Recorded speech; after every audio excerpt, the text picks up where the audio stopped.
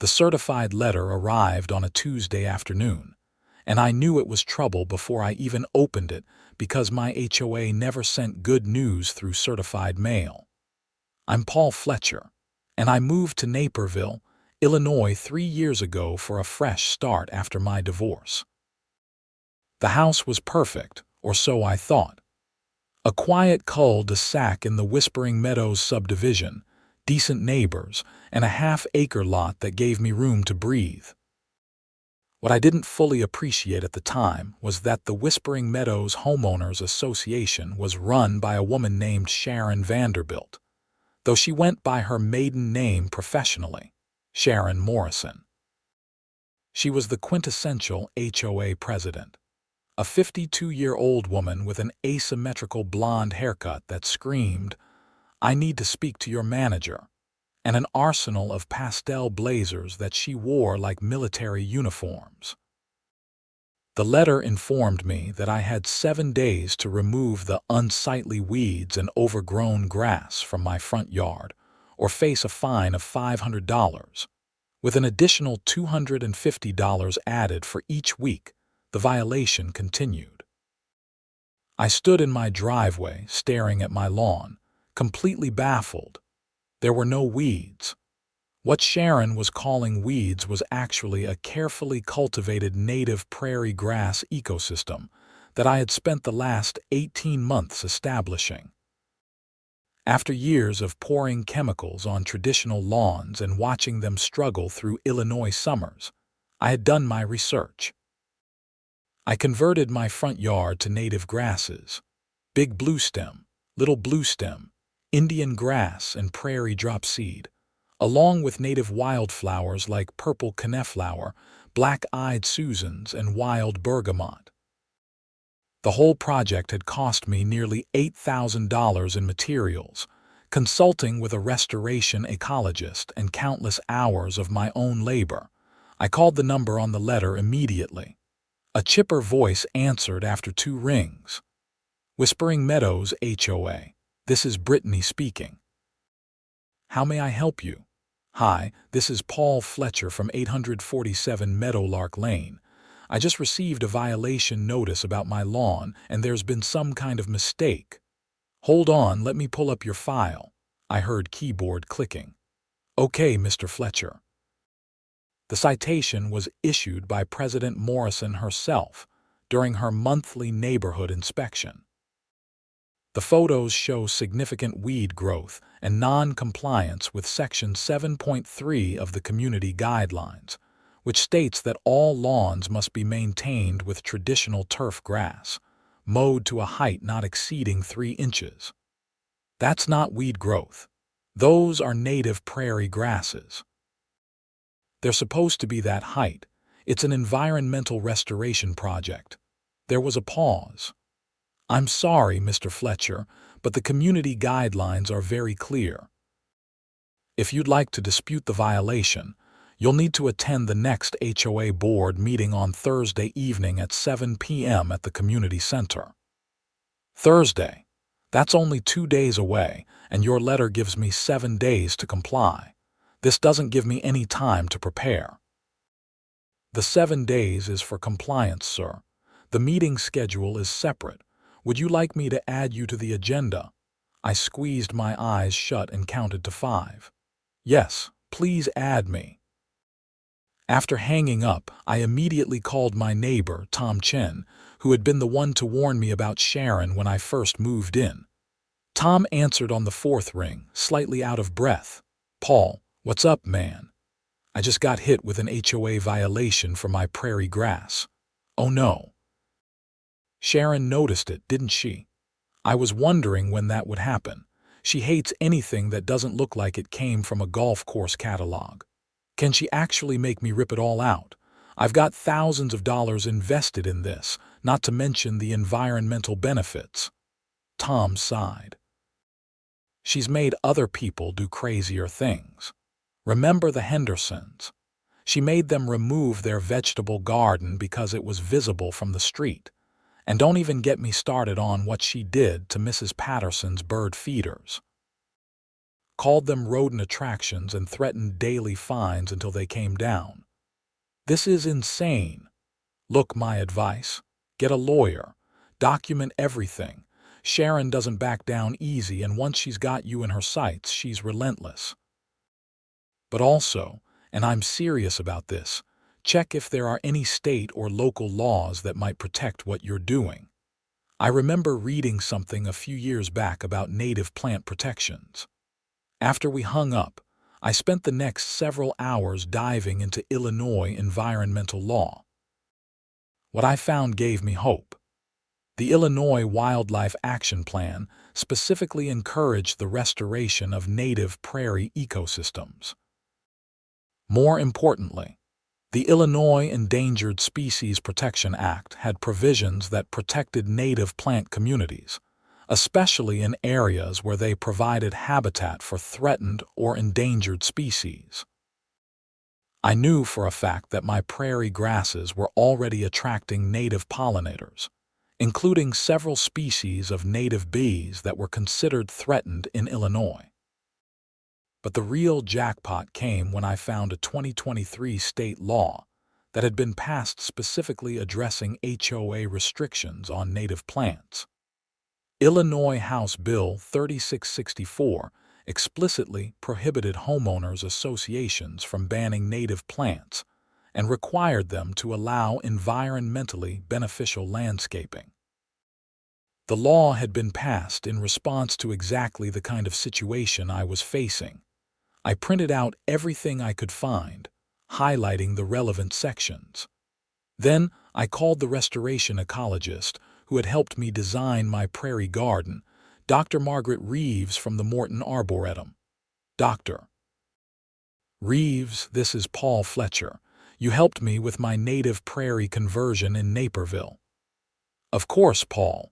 How's the establishment going? You should be seeing some nice growth by now. It's doing great, but that's actually why I'm calling.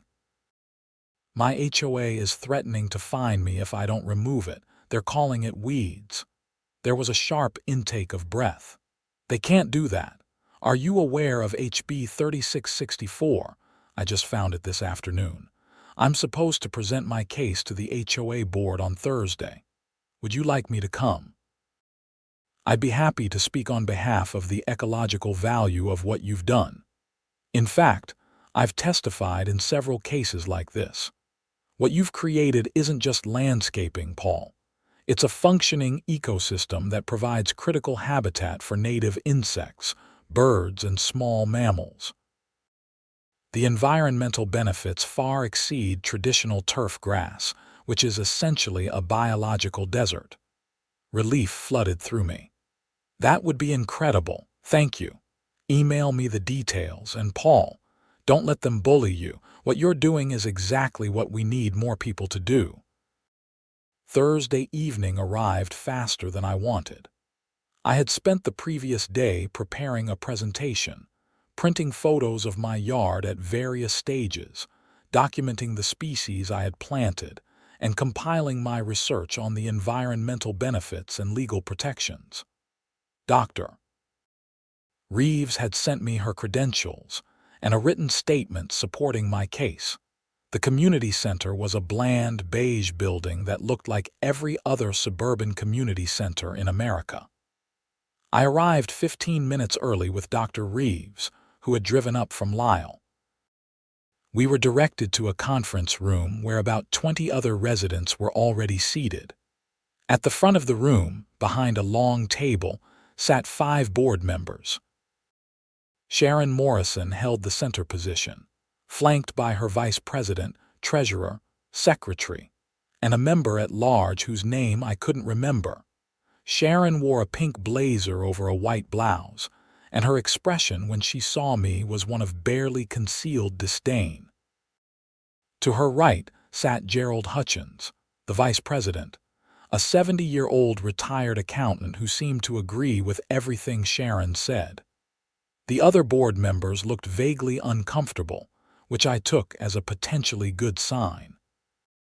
The meeting started with the usual boring HOA business: approval of last month's minutes, financial reports, discussion of pool maintenance contracts for the upcoming summer season. I tried to focus, but my leg bounced nervously under the table. Dr. Reeves, sensing my anxiety, leaned over and whispered, "You've got this. The law is on your side." Finally, after what felt like hours but was probably only 45 minutes, Sharon cleared her throat and looked directly at me. Next item on the agenda.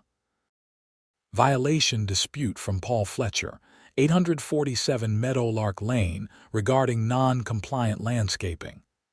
She said the word landscaping with such contempt that several people turned to look at me. "Mr. Fletcher, you have the floor." I stood up, gathering my papers and laptop. "Thank you. I'd like to start by showing everyone what we're actually talking about." I connected my laptop to the projector and brought up photos of my front yard.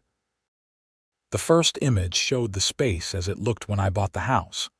A traditional, boring green lawn that looked like every other yard in the subdivision.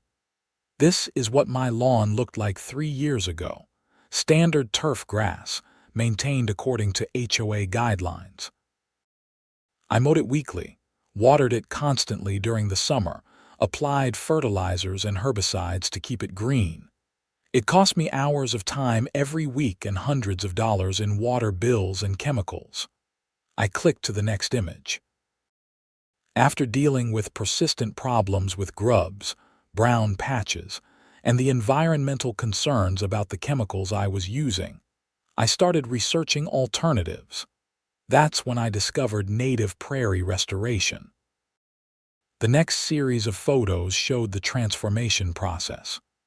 The removal of the old turf, the careful soil preparation, the planting of native grasses and wildflowers, and finally, the current state of the yard.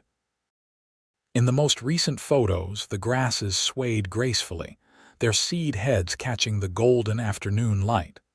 Purple coneflowers bloomed in clusters, surrounded by the bright yellow of black-eyed Susans.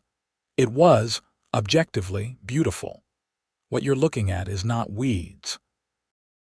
These are native Illinois prairie grasses and wildflowers, species that existed here for thousands of years before European settlement. Big bluestem, which can grow 8 feet tall and has roots that go down 10 feet or more. Little bluestem, Indian grass, prairie dropseed. These plants are specifically adapted to Illinois climate and soil conditions.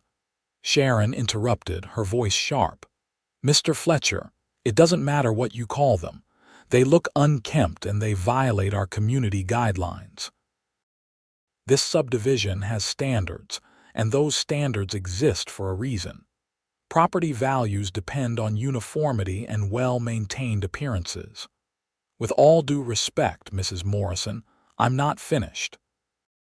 I understand your concerns about appearances and property values, but what I'm about to explain will show you why this isn't just about my personal preference." Dr. Reeves stood up, and I introduced her. "This is Dr. Margaret Reeves from the Morton Arboretum. She's a restoration ecologist who specializes in native prairie ecosystems, and she helped me design and implement this project." Dr. Reeves moved to the front of the room with the confidence of someone who had done this many times before. "Good evening. I appreciate the opportunity to speak with you tonight. What Mr. Fletcher has created in his front yard is not just an aesthetic choice. It's a functioning ecosystem that provides critical environmental services." She advanced to the next slide, which showed close-up images of native bees on the coneflowers. Traditional turf grass lawns are what we call biological deserts. They provide almost no value to native wildlife.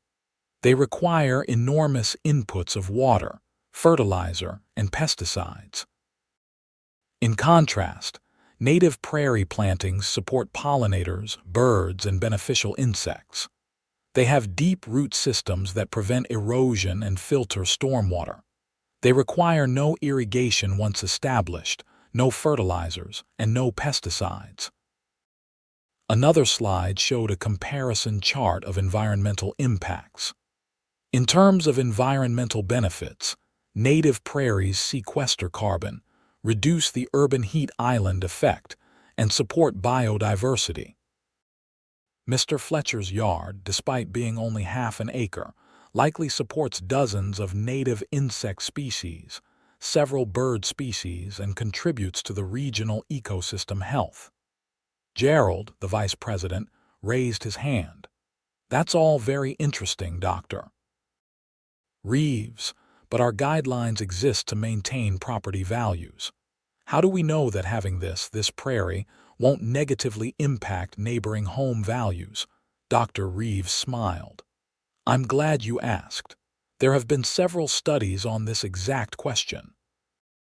Research from the University of Wisconsin and the University of Minnesota has shown that well-maintained native landscaping either increases property values or has no negative impact.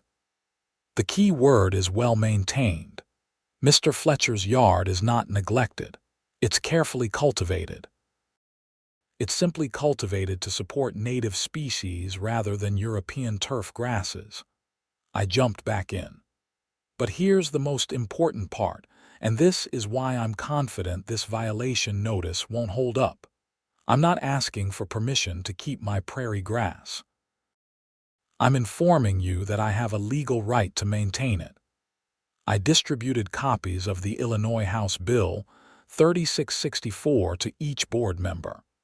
This law, passed in 2023, explicitly prohibits homeowners associations from banning native plants.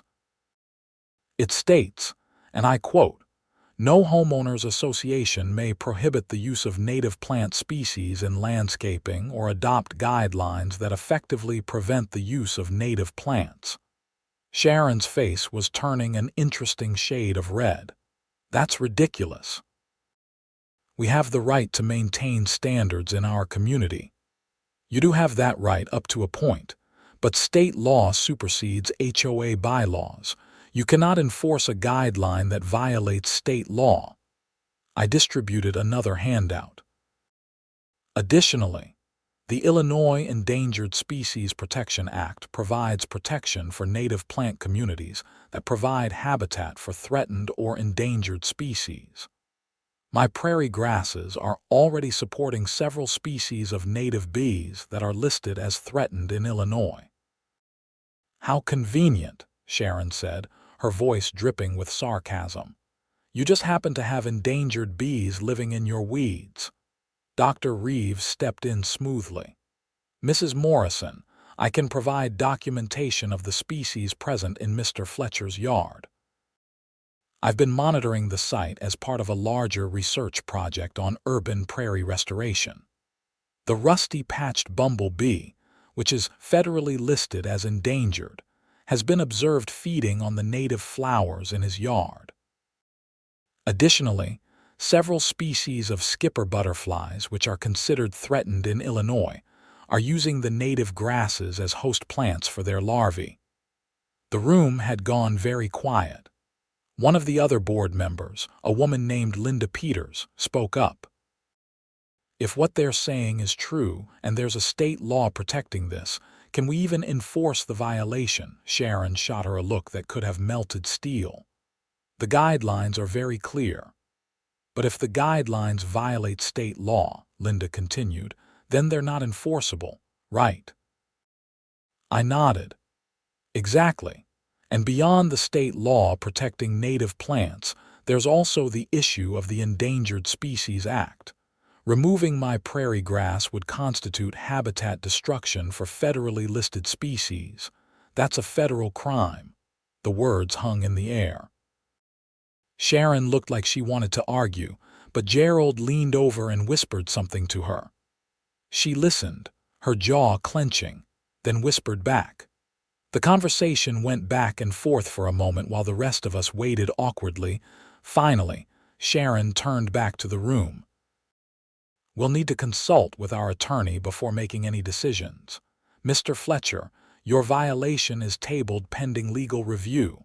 This meeting is adjourned. People started filing out. A few neighbors came up to me expressing their support. One woman, Mrs. Yamamoto, told me she had been wanting to plant native flowers but was afraid of HOA retaliation. Tom Chen, who had been sitting in the back, gave me a thumbs up as he left. As Dr. Reeves and I packed up our materials, Sharon approached. Her expression was cold, controlled anger. "You think you're very clever, don't you, Mr. Fletcher? I think I'm a homeowner trying to make an environmentally responsible choice with my property. Your property is part of this community, and this community has standards. I don't care what some tree hugger law says. We will find a way to enforce our guidelines."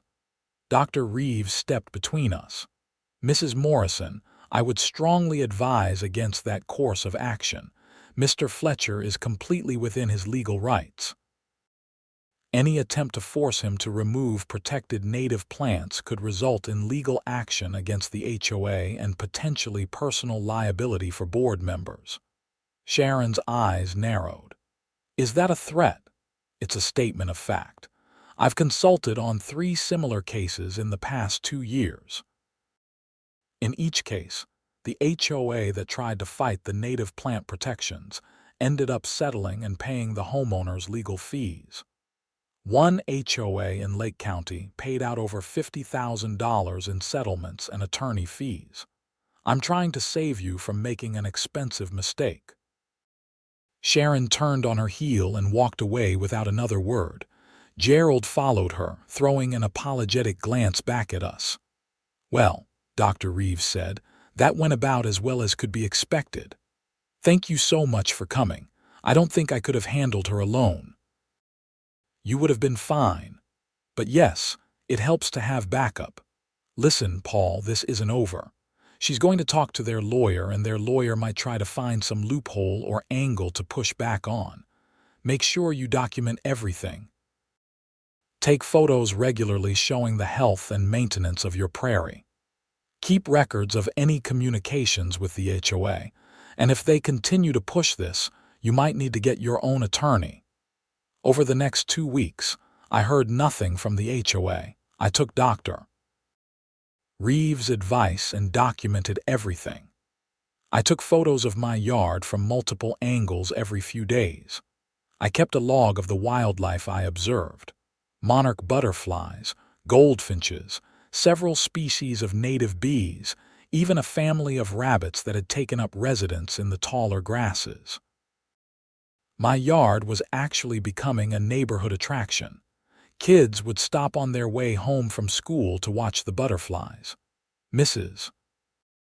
Yamamoto came by one afternoon and spent an hour asking me questions about the different plants and whether she could do something similar in her backyard, where it would be less visible from the street.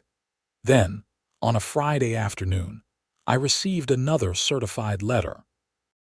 This one wasn't from the HOA directly. It was from their attorney, a firm called Donovan and Associates based in Naperville. The letter was more carefully worded than Sharon's violation notice. It acknowledged the existence of Illinois HB 3664, but argued that my prairie grass still violated HOA guidelines because it exceeded the 3-inch height limit for lawn vegetation, and because it had not been approved by the Architectural Review Committee prior to installation. They claimed that while they couldn't force me to remove native plants, they could enforce reasonable regulations on height, placement, and prior approval requirements. The letter demanded that I either cut the grasses to 3 inches, which would kill them, or apply retroactively to the Architectural Review Committee with a detailed plan that would need to be approved by a majority of board members. It also stated that my previous violation fine of $500 stood and was now due within 15 days. I sat at my kitchen table, reading and rereading the letter, feeling my blood pressure rise. They were trying to find a backdoor way to force me into compliance while technically not violating the state law. It was clever in a supremely frustrating way. I called Tom again, then Dr. Reeves, and finally bit the bullet and called a real estate attorney that Tom recommended. Her name was Patricia Simmons, and she had experience with HOA disputes. "Mr. Fletcher," she said after I explained the situation, "what they're attempting to do is called regulatory circumvention. They're trying to use ostensibly neutral regulations to achieve an outcome that state law prohibits. The good news is that courts generally see through this, especially when the regulations in question would effectively destroy the protected plantings. So I don't have to comply." "I wouldn't comply yet. Let me draft a response. I'll explain that their height restrictions, as applied to native prairie grasses, would defeat the purpose of the state law and constitute a de facto ban. I'll also point out that their Architectural Review Committee never had the authority to deny native plant installations in the first place, so retroactive approval is meaningless. What about the fine? Don't pay it. Paying would be an admission that the violation was legitimate. We'll contest it as part of our response." Patricia drafted a letter that was a beautiful combination of legalese and barely concealed disdain for the HOA's tactics. She sent it off to Donovan and Associates with a CC to the HOA board. A week later, things escalated in a way I didn't expect. I came home from work to find that someone had spray-painted bright orange X marks all over my prairie grass. There were at least a dozen marks, as if someone had been marking where to cut or dig. I immediately called the police and took extensive photos. The responding officer, a young guy named Officer Mitchell, took my statement and examined the damage. "Any idea who might have done this?" he asked. "I've been in a dispute with my HOA about these native plants. They've been trying to force me to remove them." Officer Mitchell raised his eyebrows. "That's some dedication to HOA regulations. This is vandalism, though. The spray paint didn't damage the plants permanently, but it's still property damage." "I have security cameras," I said suddenly, remembering. I had installed them a few months ago after a package theft in the neighborhood. They might have caught something. We went inside and I pulled up the footage on my laptop. The cameras covered the front yard from 2 angles. We scrolled through the afternoon's recordings and there, clear as day, was Sharon Morrison. She had parked her silver Lexus SUV at the curb around 2:30 p.m., walked onto my lawn with a can of spray paint, and methodically marked my prairie grasses. She looked directly at one of the cameras at one point and didn't seem to care. "Well," Officer Mitchell said, "that makes this easy. Do you want to press charges?" I hesitated. Part of me didn't want to escalate things further, but the rational part of my brain knew that Sharon had just committed a crime on camera and would likely continue if there were no consequences. "Yes, I want to press charges." Officer Mitchell took a copy of the footage and said he'd submit a report. "Someone from the Detective Bureau might follow up with you. This is pretty clear-cut vandalism." After he left, I called Patricia Simmons again. She was furious on my behalf. "That woman is out of control. This is criminal behavior. Save everything, document everything. This is going to help your case enormously because it shows a pattern of harassment." The next day, Saturday morning, I was woken up at 7 a.m. by pounding on my door. I stumbled downstairs in my pajamas to find Sharon Morrison standing on my porch, her face purple with rage. Behind her were 2 police cars. "You called the police on me for marking weeds." I looked past her to see Officer Mitchell and another officer approaching. "Mrs. Morrison, you need to step back from his door," Officer Mitchell said calmly. "This is harassment. He's the one destroying property values in our community with his ridiculous weeds, and he has the audacity to press charges against me for trying to help him identify problem areas." The second officer, older and more weathered, spoke up. "Madam, I'm Detective Carlson. We need you to calm down.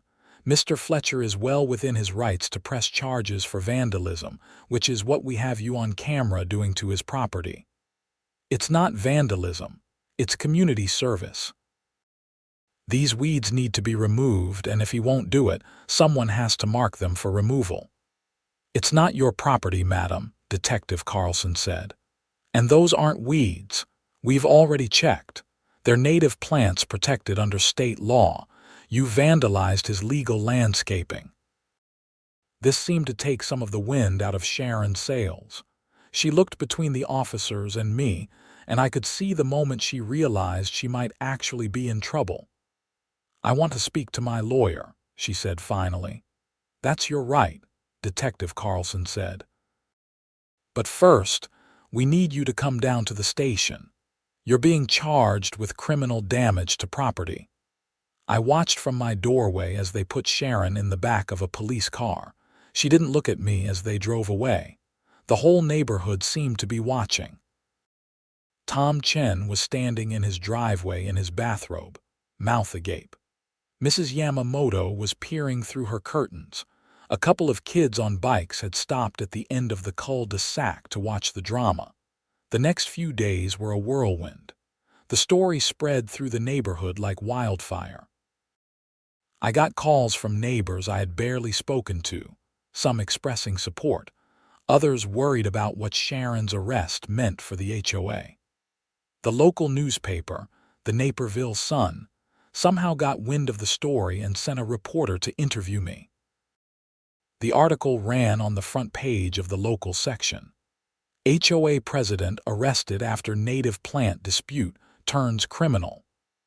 It included photos of my prairie grass, excerpts from my interview about the environmental benefits of native landscaping, and comments from Dr. Reeves about the importance of urban ecosystem restoration. It also mentioned that this was part of a growing trend of conflicts between traditional HOA aesthetic standards and environmental conservation efforts. The publicity was both good and bad. Good because it brought attention to the issue, and I received supportive messages from environmental groups and native plant advocates across Illinois. Bad because Sharon, released on bail the same day she was arrested, was now even more determined to destroy me. The HOA board called an emergency meeting. This time, it wasn't at the community center but via video conference, probably to avoid the kind of public spectacle that the last meeting had become. I joined the Zoom call to find not just the board members but also their attorney, a severe-looking woman in her 60s named Margaret Donovan. "Mr. Fletcher," Margaret began, "my clients have asked me to attempt to reach a reasonable resolution to this situation." "I'm listening," I said, though Patricia Simmons, who was sitting next to me at my kitchen table, had counseled me to be cautious. "The board is willing to withdraw all fines and violations related to your native plantings if you agree to add some visual screening to make the taller grasses less prominent from the street. Perhaps some shorter native plants along the front border, or a decorative fence." Patricia leaned toward my laptop camera. "Patricia Simmons, representing Mr. Fletcher. That's an interesting proposal, but it presumes that Mr. Fletcher needs to compromise on landscaping that is completely legal and protected by state law. Why should he alter his property to accommodate the board's aesthetic preferences when those preferences are not legally enforceable?" Margaret's expression didn't change.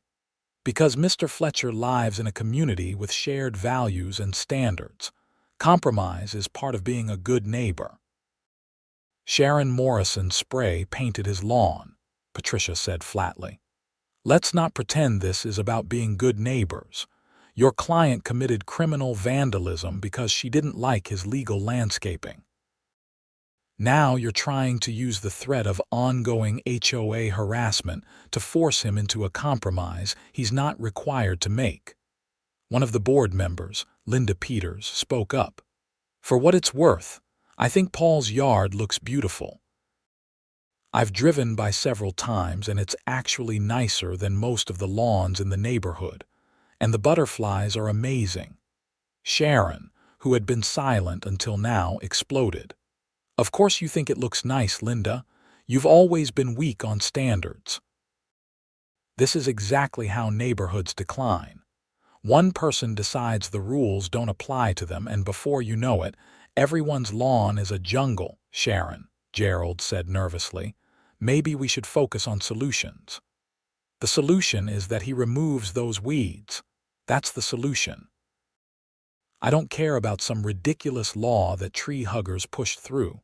Our community has standards, and those standards exist for a reason.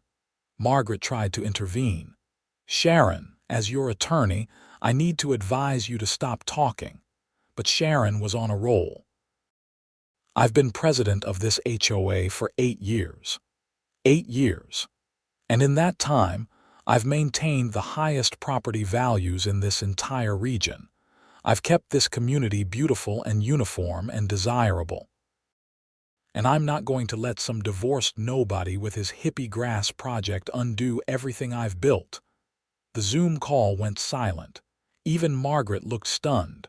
Patricia was taking notes furiously. Right, I said finally. I think we're done here. For the record, I will not be making any changes to my landscaping. It's legal, it's environmentally beneficial, and frankly, it's none of the HOA's business. If you continue to harass me, fine me, or otherwise interfere with my property, I will pursue legal action. I ended the call before anyone could respond. Patricia was grinning. Well, that was a gift. Sharon just admitted on a recorded Zoom call that this is entirely about her personal preferences and maintaining uniformity, despite knowing about the state law. If this goes to court, that recording is gold. Over the next month, the situation reached a stalemate. The HOA didn't send any more violation notices, but they also didn't formally withdraw the fine. Sharon avoided me completely, which was fine by me. Her criminal case was working its way through the system, and her attorney had advised her to maintain a low profile. My prairie grass, meanwhile, thrived.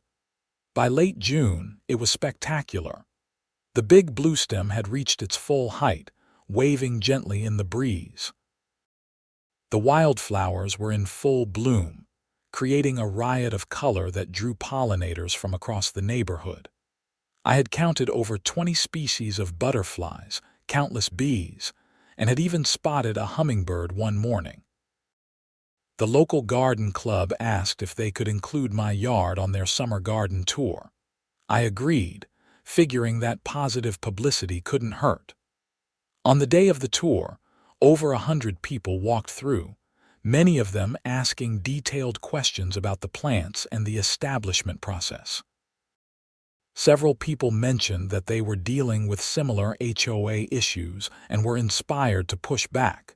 Then, in early July, things took another unexpected turn. I received a call from a producer at a Chicago television station. They had seen the Naperville Sun article and wanted to do a feature story on native landscaping and HOA conflicts for their evening news magazine show. I debated it. More publicity meant more attention, and part of me just wanted this whole thing to blow over. But I thought about Mrs. Yamamoto and the other neighbors who had expressed interest but were afraid of HOA retaliation. I thought about all the emails I'd received from people across Illinois dealing with similar situations. If my experience could help change things, maybe it was worth it.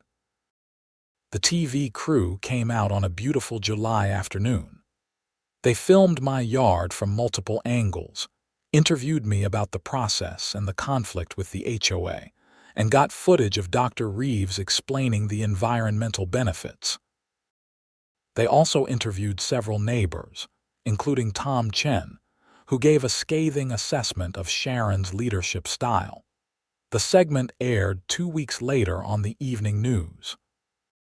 It was a 7-minute piece that framed the story as part of a larger conversation about environmental conservation, property rights, and the power of HOAs.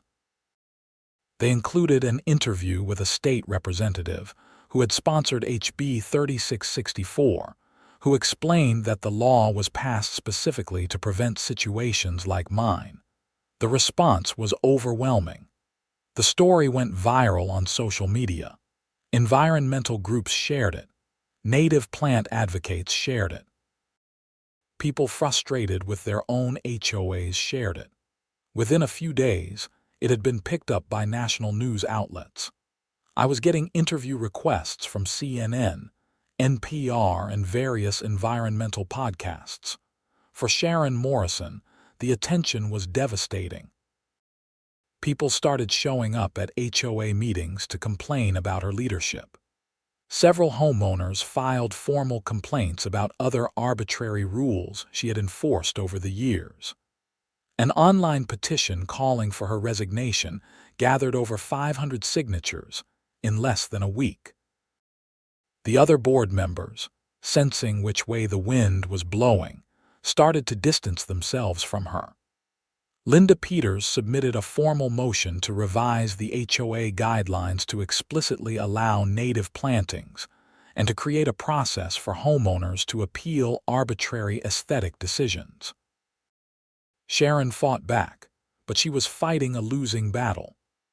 At the August HOA meeting, which I attended in person, the motion to revise the guidelines passed 4-1, with only Sharon voting against it. The new guidelines explicitly allowed native plants, removed the 3-inch height restriction for native grasses, and established a committee to review and update all existing aesthetic rules to ensure they complied with state and federal environmental laws. Sharon was visibly furious, but said nothing. At the end of the meeting, Linda moved to formally withdraw all fines and violations against my property and to issue a written apology for the HOA's handling of the situation. This motion passed 5-0. Even Sharon, on her attorney's advice, voted in favor. 2 weeks later, Sharon's criminal case was resolved.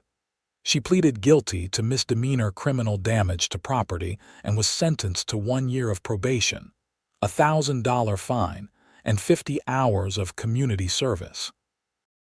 The judge, in his remarks, noted that while the damage was relatively minor, the deliberate nature of the act and Sharon's position of authority in the community warranted more than a slap on the wrist. Sharon resigned from the HOA board the day after her sentencing. In her resignation letter, which was read at the September meeting, she claimed that the community had abandoned its standards and that property values would inevitably suffer. She and her husband put their house on the market and moved to Arizona within 3 months. Linda Peters was elected the new HOA president in October, running unopposed.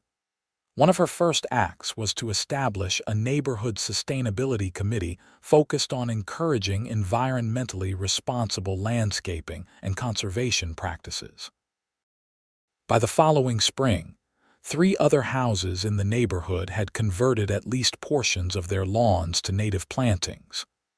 Mrs. Yamamoto's backyard was now a beautiful native pollinator garden. The Martinez family down the street had replaced their front lawn with a combination of native grasses and wildflowers. Even Tom Chen, who had initially been skeptical, had converted a section of his yard to native plants. The transformation wasn't just aesthetic. Bird populations in the neighborhood increased noticeably. The constant buzz of pollinators became a summer soundtrack. Kids who had previously ignored their yards became fascinated by the butterflies and bees. Several families started keeping nature journals, documenting the species they observed. I worked with Dr. Reeves to establish a native plant consulting program for interested homeowners. We held quarterly workshops at the community center, teaching people about native species selection, proper planting techniques, and maintenance requirements. The workshops were always full, with people driving in from neighboring communities to attend. The legal battle had one more chapter.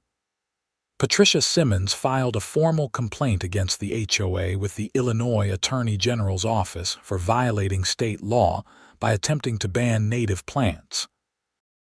The complaint included all the documentation from my case, Sharon's spray painted vandalism, and evidence of similar violations against other homeowners. The Attorney General's office investigated and ultimately reached a settlement with the Whispering Meadows HOA. The HOA agreed to pay a $15,000 fine, which was donated to the Morton Arboretum's native plant conservation program. They also agreed to conduct mandatory training for all board members on environmental laws affecting HOA regulations, and to establish a formal process for homeowners to challenge rules that might conflict with environmental protections. More significantly, the case prompted the Attorney General to issue guidance to all HOAs in Illinois clarifying their obligations under HB 3664 and related environmental laws. The guidance made clear that HOAs could not use height restrictions, prior approval requirements, or aesthetic standards to effectively ban or discourage native plantings.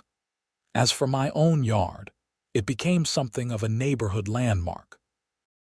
Parents would bring their kids to watch the monarchs during migration season.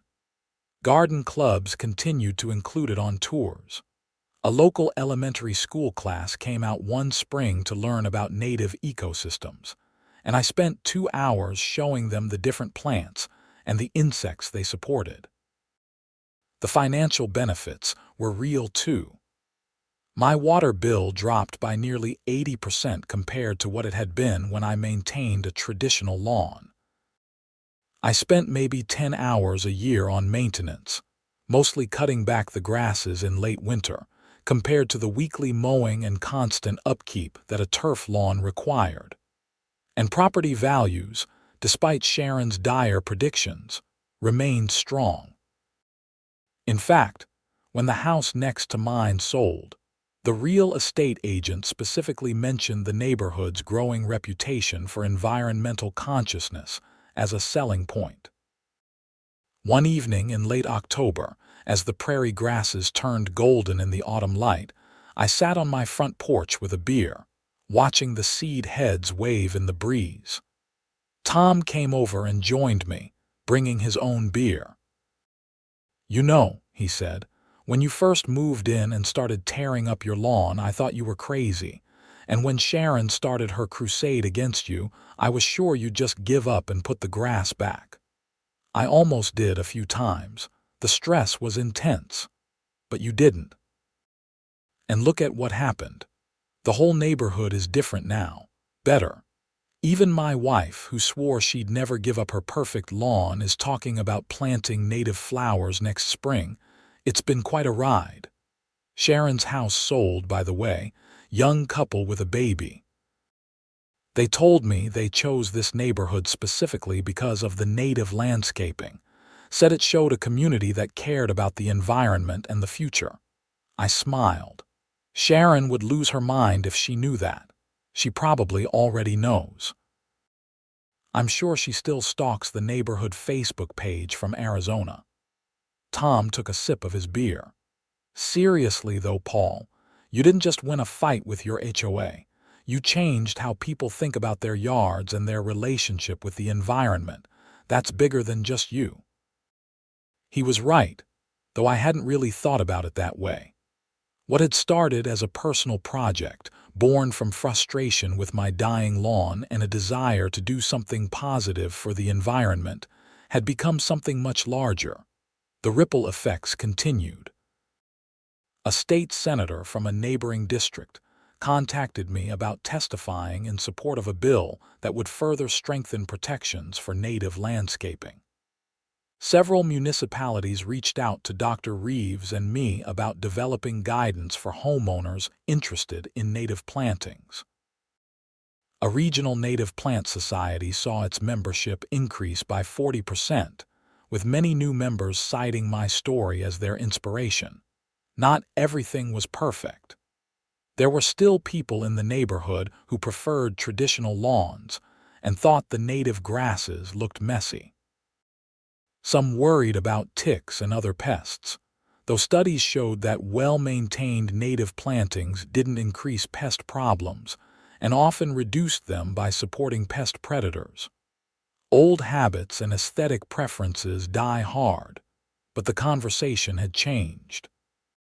Where once the default assumption was that a lawn meant turf grass, mowed short and kept green through massive inputs of water and chemicals, now there was room for other visions.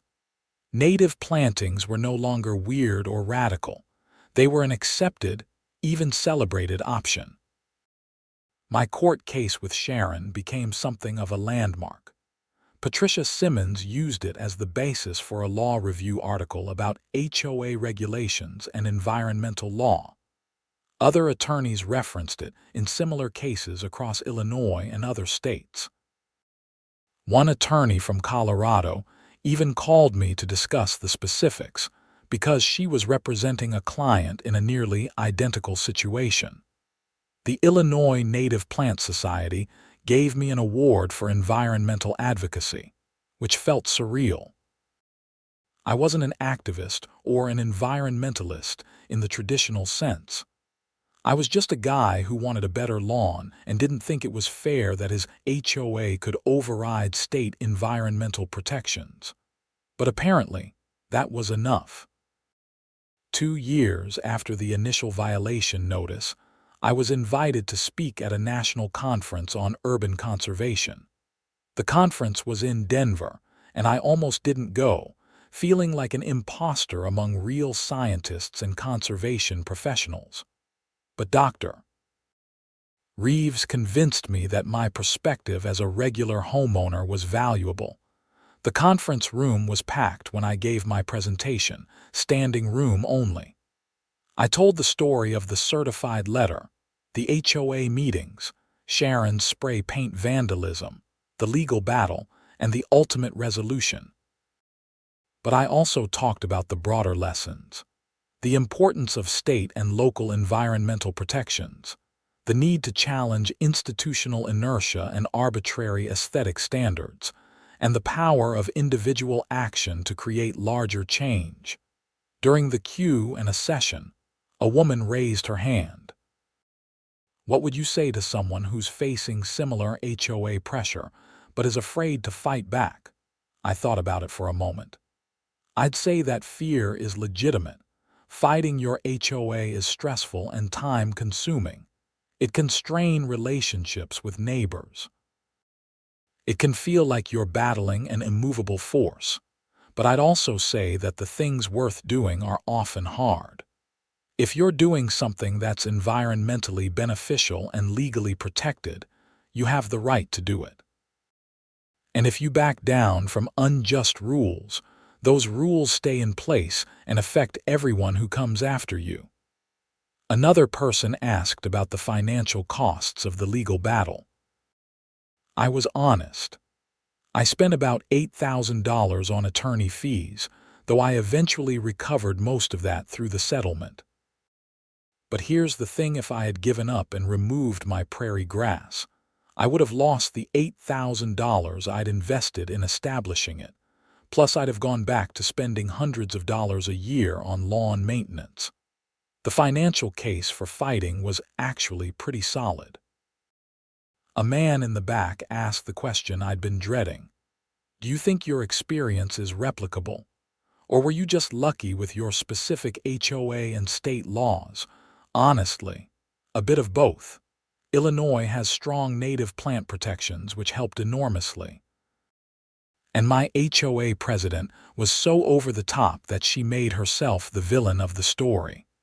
If she'd been more subtle in her opposition, or if the board had been more unified against me, it would have been harder. But the underlying principles are replicable. More and more states are passing laws protecting native plantings. Environmental awareness is growing. People are increasingly questioning the wisdom of traditional lawns. The momentum is on the side of change. After my presentation, dozens of people approached me with their own stories. A woman from Texas was fighting her HOA over a rainwater collection system. A man from Florida was being fined for refusing to spray pesticides that were killing native frogs. A couple from Oregon had been threatened with foreclosure because they kept bees. Each story was different, but they all shared the same theme: individuals trying to do something environmentally positive running into institutional opposition. I exchanged contact information with many of them, promising to share resources and connect them with attorneys and environmental organizations that could help. A network was forming, I realized. People fighting similar battles in different places, supporting each other and learning from each other's experiences. Flying home from Denver, I looked out the window at the patchwork landscape below. From 30,000 feet, you couldn't distinguish between native prairie and turf grass, between monoculture farms and diverse ecosystems. Everything looked green and orderly. It was a reminder that the battles we fought on the ground, over individual yards and local regulations, were largely invisible from a distance, but they mattered. Every half-acre of restored prairie, every native planting, every challenged regulation added up. Back in Naperville, life continued.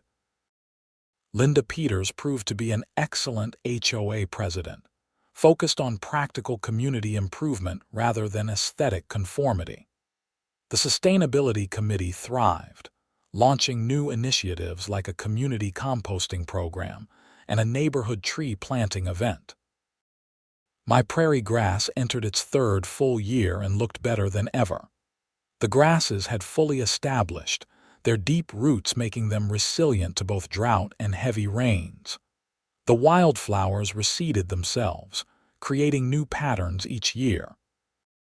The ecosystem that had started as a carefully planned garden was becoming increasingly self-sustaining. With native plants I hadn't intentionally planted appearing as seeds dispersed from neighboring yards or were carried by birds. I started a blog documenting the ongoing evolution of the yard, the species I observed, and the lessons learned. It attracted a modest but engaged following. People would email me photos of their own native plantings, asking for identification help or advice on specific problems. I was no expert, but I could share my experience and connect people with resources. The neighborhood kids named my yard the Butterfly House, and it became a regular stop on their bike routes.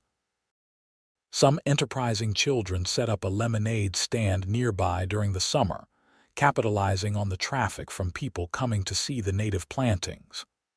I bought lemonade every time I saw them, figuring that supporting young entrepreneurs was the neighborly thing to do. Mrs. Yamamoto's garden had inspired her granddaughter to study environmental science in college. The girl came to interview me one summer for a class project about grassroots environmental activism. I spent 2 hours talking with her about the importance of local action and the ways that individual choices could drive larger changes. She was bright and passionate, and talking with her gave me hope for the future. 3 years after the initial violation notice, I received an unexpected letter.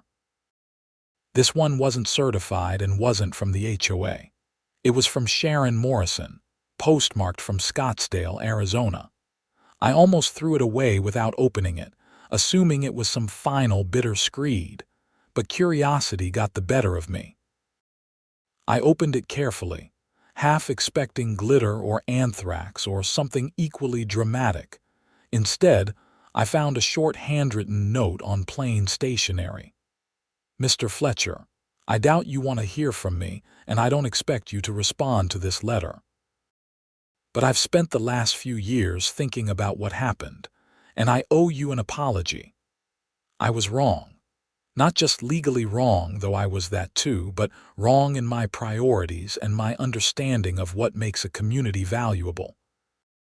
I let my need for control and uniformity override common sense and basic decency. I vandalized your property because I couldn't accept that you were right and I was wrong. I cost the HOA money, damaged your property, and created conflict where none needed to exist. I'm sorry. Your prairie grass is beautiful and I hope it continues to thrive. Sharon. I read the letter 3 times, trying to detect sarcasm or hidden malice, but it seemed genuine, a simple acknowledgement of mistakes and regrets. I folded it carefully and put it in my desk drawer, unsure how to feel. Part of me was vindicated. Part of me was sad that it had taken so much conflict and consequence for her to reach this conclusion. Part of me wondered if she had sent similar letters to the other homeowners she had bullied over the years. I never responded to the letter. What was there to say? But I stopped thinking of Sharon as a villain in my story. She was a person who had made mistakes, paid consequences, and hopefully learned something.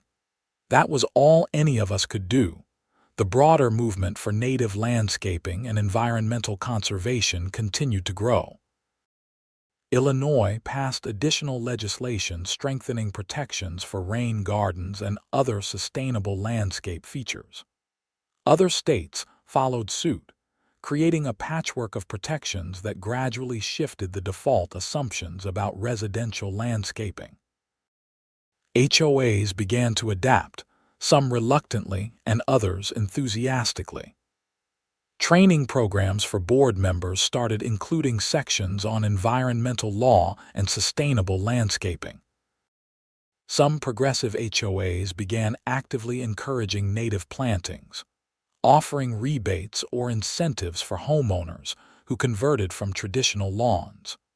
The Morton Arboretum, with Dr. Reeves leading the effort, established a certification program for pollinator-friendly communities. Neighborhoods could earn certification by meeting certain thresholds for native plantings, reduction in pesticide use, and environmental education. Whispering Meadows was among the first communities to apply and eventually earned gold certification. My life settled into a comfortable rhythm. I continued my work as a software engineer, though I now spent lunch breaks reading about ecology and native plants rather than scrolling through social media.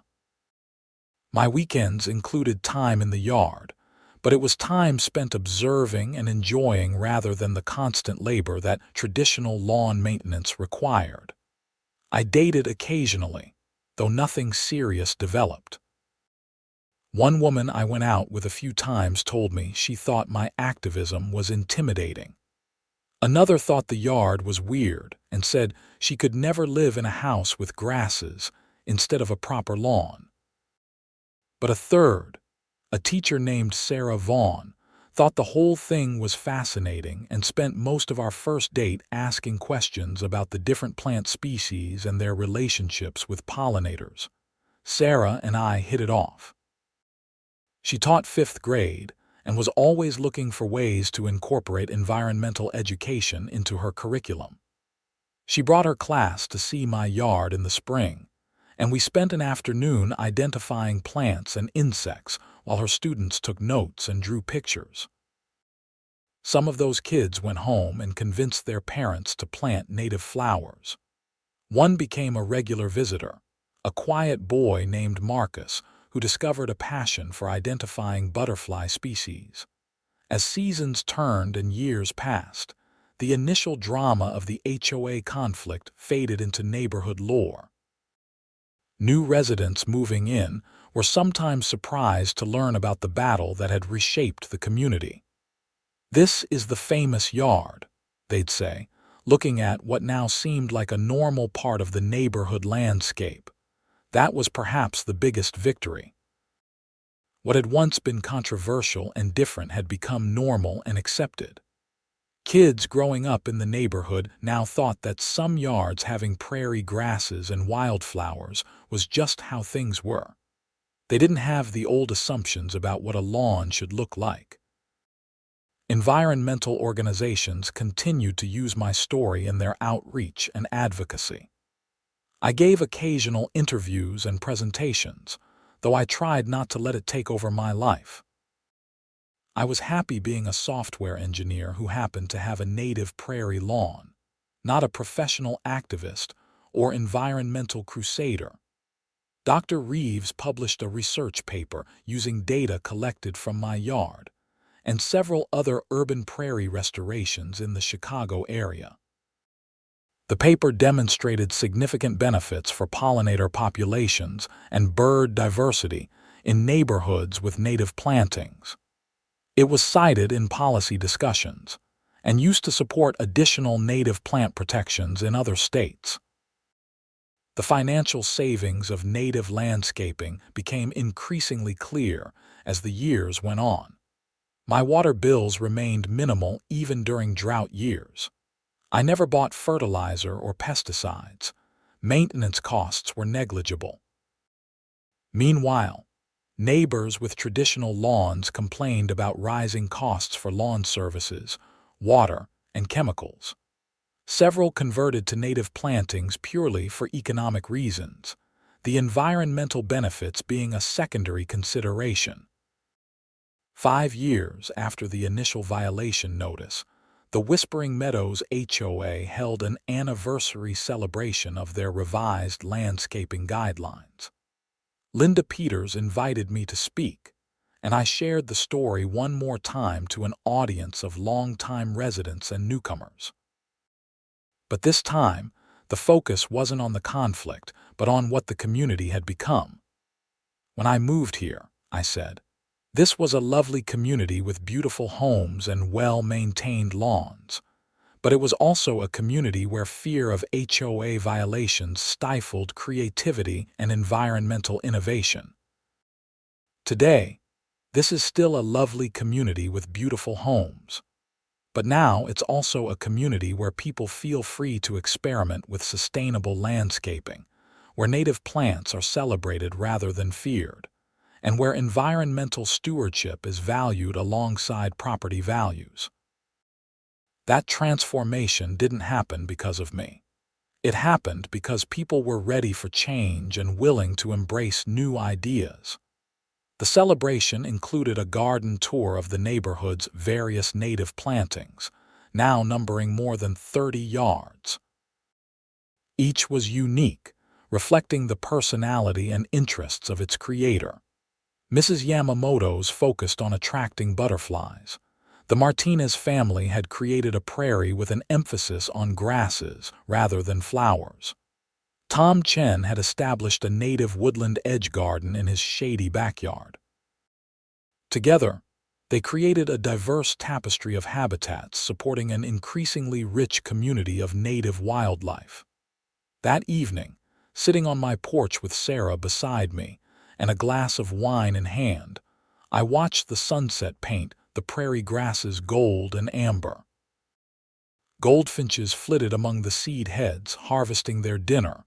Somewhere in the neighborhood, kids were playing, their laughter carrying on the warm summer air. "Happy?" Sarah asked. "Yeah," I said. "I really am." It had been a long journey from that first certified letter to this peaceful evening. There had been stress and conflict, legal bills and sleepless nights, confrontation and consequences. But there had also been growth and learning, connection and community, change and hope. My little half-acre of prairie grass had become more than just a yard. It was a statement about what was possible when people challenged unjust rules and fought for their values. It was a habitat supporting hundreds of species of plants and animals. It was an educational resource teaching children and adults about ecology and conservation. It was a catalyst that had helped transform a community's relationship with the natural world, and ultimately, it was home. Not just the house, but the whole ecosystem I had helped create and now tended as a steward rather than a master. The prairie had its own rhythms and cycles, its own residents and visitors, its own life beyond my control or intention. I had simply created the conditions for it to exist, and it had rewarded me with beauty, abundance, and purpose. The legal protections that saved my prairie grass weren't just about native plants. They were about recognizing that individuals sometimes see truths that institutions miss, that environmental values should trump arbitrary aesthetics, and that the future requires different choices than the past.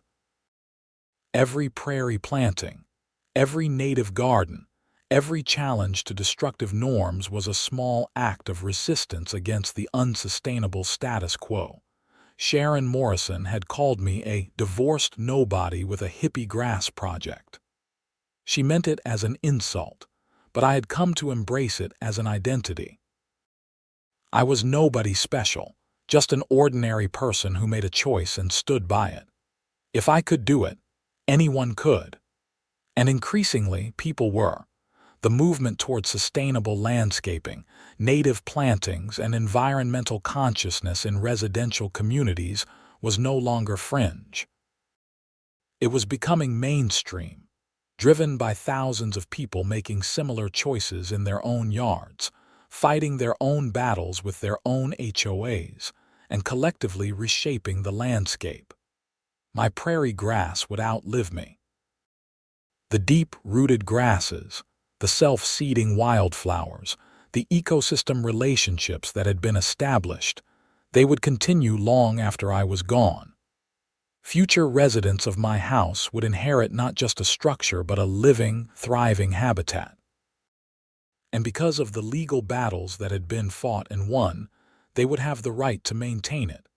That was perhaps the most satisfying outcome. Not just that I had won my fight with the HOA, but that I had made it easier for everyone who came after. The rules had changed, precedents had been set, and consciousness had been raised. The next person who wanted to plant native grasses in whispering meadows wouldn't face the obstacles I had faced. They would have a community that understood and supported their choice. As darkness fell and the fireflies began their evening dance above the prairie grasses, I felt a deep sense of contentment. The journey had been difficult, but it had been worth it. The prairie had taught me about resilience, about standing firm in the face of opposition, about the patient work of restoration and healing. And really, wasn't that what we all needed to learn? How to stand firm for what we believed in, how to resist pressure to conform to destructive norms, how to patiently work toward a better future even when the obstacles seemed insurmountable. My prairie grass was a metaphor made manifest, roots going deep, bending but not breaking in the storms, supporting countless lives beyond its own. The story that began with a certified letter and a fine for weeds had become something much larger. It was a story about environmental law protecting individuals from institutional overreach, about one person's choice becoming a catalyst for community transformation, about the power of perseverance in the face of opposition, about the importance of questioning assumptions and fighting for change. And most of all, it was a story about home, not just as a structure or property, but as a place where we live in relationship with the natural world, supporting and being supported by the web of life that sustains us all.